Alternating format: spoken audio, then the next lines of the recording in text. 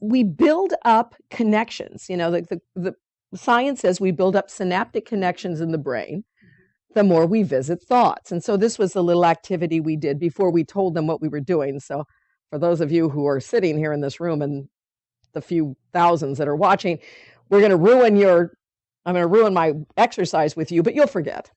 Forget. But we had a couple, a husband and a wife, because those are always really good ones to play off of. And we said we stood them, you know, one here and one here, and had the little heart pillow. And I said, how many of you believe that he will be able to throw that heart pillow to her and she'll catch it? I said, applaud. And most everybody applauded. And so I said, anybody disagree? Nobody disagreed. He threw it and she caught it, right? Now step back. Now throw it. How many of you think they're going to be able to catch that heart pillow now? Well, most everybody thought they would.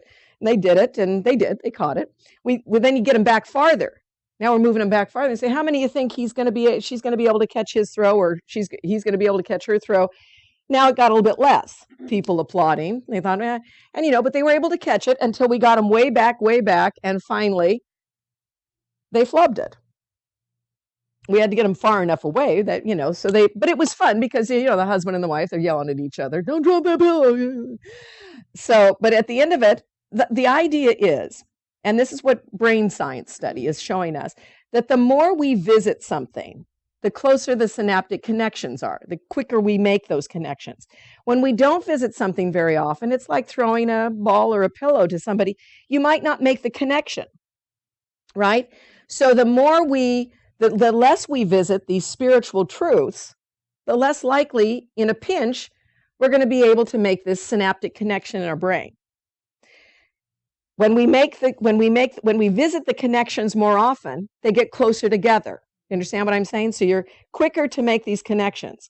So if you are constantly dwelling in darkness, imagine how good those synaptic connections are. Anger, judgment, fear, unworthiness. Think how close those connections are. But when we begin to stop dwelling there, those connections are going to go farther and farther apart. Now they're not going to connect as quickly. But what will connect is what we replace it with. And so if we begin to replace it with these thoughts, I will there be light. Darkness is not my will. If I begin to replace it and say, grievances hide the light of the world in me, you know, I want to know my truth. I want to know who I am. I will with God. You know, when we start to develop these connections, these become the knee-jerk reactions to us, if you will. They become, as I always say, part of our problem-solving repertoire, as the Course says. These become the quick synaptic connections we make. This is what we need to make. That's what the Course is all about. That's why you have 365 lessons. It's a practice. We need to make that practice. We need to make that connection, and we need to know the truth. That's why this workbook lesson, the first part is unlearning all these mistaken concepts we've built up, these misperceptions we have, and the second part is building up those truths.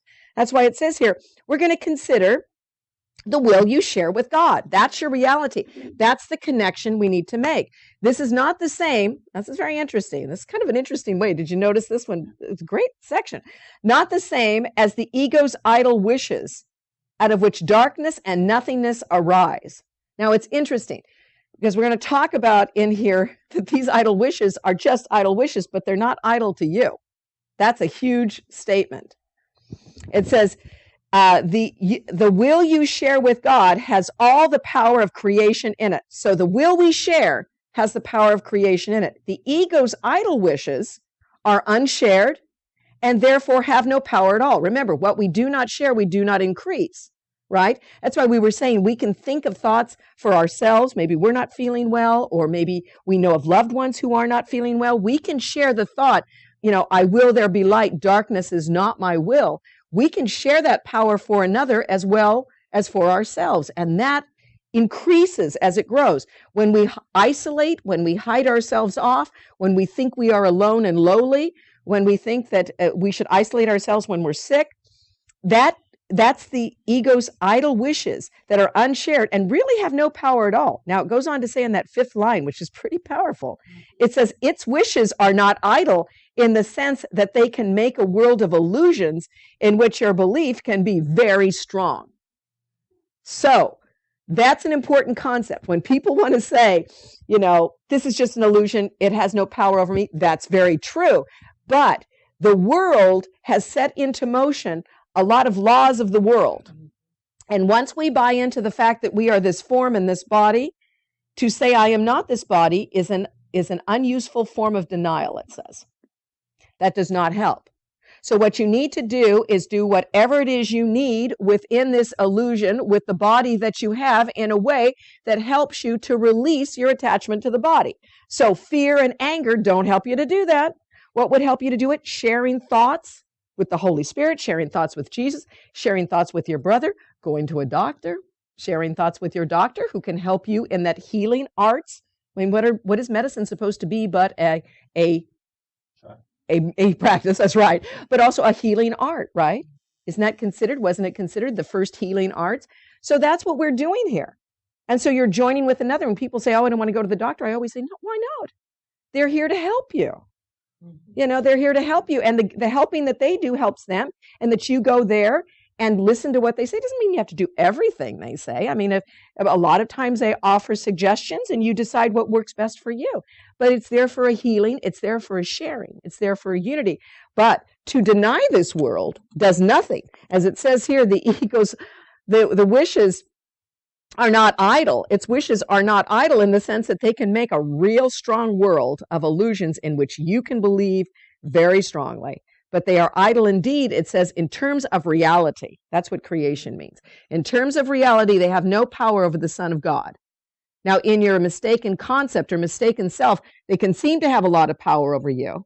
But that's not who you are anyway. So you want to be, the Course is always saying we need to be humble in humble in our awareness of who we are, but powerful of our awareness joined with the mind of God. So humble in this illusion, but powerful in the fact that God can work through us to perform miracles.